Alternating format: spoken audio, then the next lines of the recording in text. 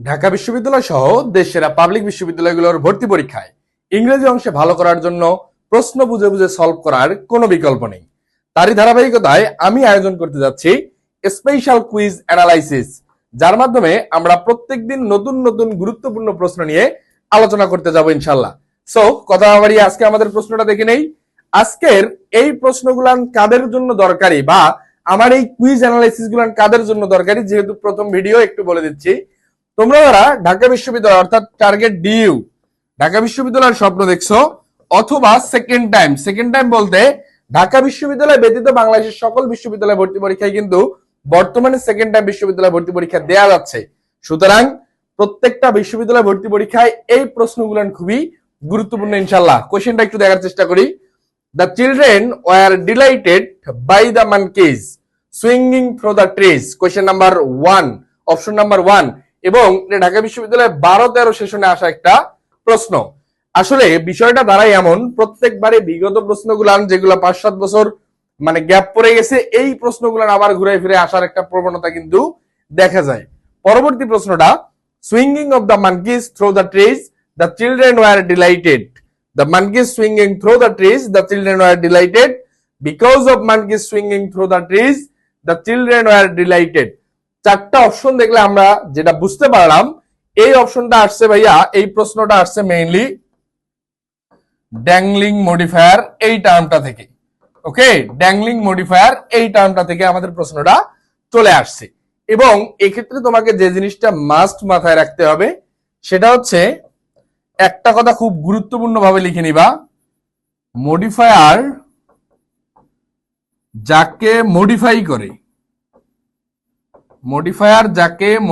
করে, মডিফায়ারের পাশে ঠিক তাকেই বসাইতে হয়।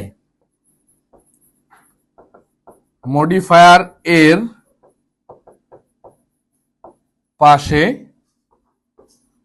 ঠিক তাকেই বসাতে হয়। মডিফায়ার যাকে মডিফাই করে, মডিফায়ারের পাশে ঠিক তাকেই বসাতে হয়। এখন বিষয়টা হচ্ছে, আমাদের মডিফায়ার থেকে যে কোনো প্রশ্ন আসলে এই টেকনিকটা ফলো করে তুমি most of the time answer করে আসতে পারবা। প্রশ্নগুলো দেখি। দ্য চিলড্রেন ওয়ার ডিলাইটেড, এতটুকু অংশ ঠিক আছে। By the monkeys swinging through the trees, অর্থাৎ এই মানকিজ যে সুইঙ্গিং থ্রু দ্য ট্রিজ এই কাজটা করছে কি ভাই, মানকি। আর ডিলাইট হইছে কে, শিশু। তাহলে আমরা এই দুইটা অংশ ক্লিয়ার। ডিলাইট হওয়ার যে কাজটা এটা করছে হচ্ছে শিশু, আর সুইঙ্গিং থ্রু দ্য ট্রিজ এই কাজটা হয়েছে হচ্ছে সুইঙ্গিং থ্রু দ্য ট্রিজ, এটা হয়েছে কি মানকির দ্বারা। এখন আমরা এই দুই সেগমেন্ট একটু মেলানোর চেষ্টা করি। Option number 1, the children were delighted by the monkeys swinging through the trees। আমাদের অপশন নাম্বার এ মিনিংটা দেখো, the children were delighted এতটুকু অংশ ঠিক ছিল, by the monkeys swinging through the trees এই by the monkeys পর্যন্ত কিন্তু আমার এই সেন্টেন্সের মিনিং শেষ হয়ে যাচ্ছে। অর্থাৎ আমাদের এখানে মনে হচ্ছে by the monkeys, এর পরবর্তীতে swinging through the trees, এটা ক্লিয়ার আন্ডারস্ট্যান্ডিং আসতেছে না। আমরা পরবর্তী অপশনগুলো একটু দেখার চেষ্টা করি। Swinging of the monkeys through the trees, the children were delighted। C নাম্বারে আছে the monkeys swinging through the trees, the children were delighted। আর ডি নাম্বারে আছে because the monkeys swinging through the trees, the children were delighted। দেখো এখানে বিষয়টা হচ্ছে, the monkeys হচ্ছে এখানকার সাবজেক্ট, হচ্ছে the monkeys, swinging through the trees finite verb, through the trees। তাহলে আমরা একটা সাবজেক্ট একটা ফাইনাইট ভার্ব পাইলাম, অর্থাৎ প্রথম অবস্থায় একটা ক্লোজ পেয়েছি, পরবর্তী অংশটা দেখি, দ্য চিলড্রেন ওয়ার ডিলাইটেড। তাহলে এই ডিলাইট হওয়ার কাজটা কে করেছে ভাই, দ্য চিলড্রেন। সুতরাং এই দ্য চিলড্রেন অপশনটাকে কমার পরবর্তীতেই রাখতে হবে। আমি বলছিলাম মডিফায়ার যাকে মডিফাই করে, মডিফায়ারের পাশে ঠিক তাকেই বসাইতে হবে। এখন আমার এই ডিলাইট হওয়ার কাজটা কে করছে, ডিলাইট হওয়ার কাজটা করছে হচ্ছে দ্য চিলড্রেন। সুতরাং কমার পরে অবশ্যই আমাকে দ্য চিলড্রেনকেই রাখতে হবে। এই কারণে ডি নাম্বার অপশনটা আমরা হাতে রাখতে পারি। সি নাম্বারটা দেখো, the monkeys swinging through the trees. এখন এই যে ক্লোজটা ছিল, দ্য মানকিজ সুইঙ্গিং, এখানে দ্য মানকিজ হচ্ছে সাবজেক্ট, সুইঙ্গিং হচ্ছে finite verb. Okay fine. Through the trees, এখন এই কারণটা কি, মিনিংটা বোঝার চেষ্টা করো। The monkeys because the monkeys swinging through the trees, এই কারণে দ্য চিলড্রেন ওয়ার ডিলাইটেড। কিন্তু আমার অপশন নাম্বার সি তে আমার দুইটা ক্লোজ আলাদা স্বাধীনভাবে আছে এবং প্রথম ক্লোজের কারণে যে পরবর্তী ক্লোজটা ডিপেন্ডেন্ট ছিল বা পরবর্তী চিলড্রেন ডিলাইটেড হওয়ার বিষয়টা যে নির্ভরশীল ছিল, এটা কিন্তু বোঝা যাচ্ছে না। বি নাম্বারটা দেখো, swinging of the monkeys through the trees, এখানে আমাদের সাবজেক্ট এবং ফাইনাইট ভার্বের সংকট চলে আসছে এবং আমার ক্লোজ ক্লিয়ারেন্স নাই।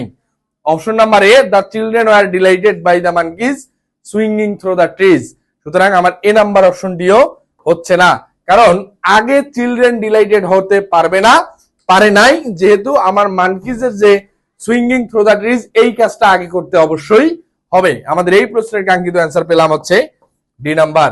ঢাকা বিশ্ববিদ্যালয়ের 12-13 সেশনে আসা একটা প্রশ্ন, এবং তোমরা যদি এই জাতীয় প্রশ্নগুলো পরীক্ষায় পাও, যেহেতু আমাদের হাতে খুবই কম সময় থাকে এবং শর্টকাটে সলিউশন করার একটা প্রবণতা আমাদের রাখতে হবে, সেক্ষেত্রে মাথায় রাখবা মডিফায়ার যাকে মডিফাই করে মডিফায়ারের পাশে ঠিক তাকেই বসাতে হবে।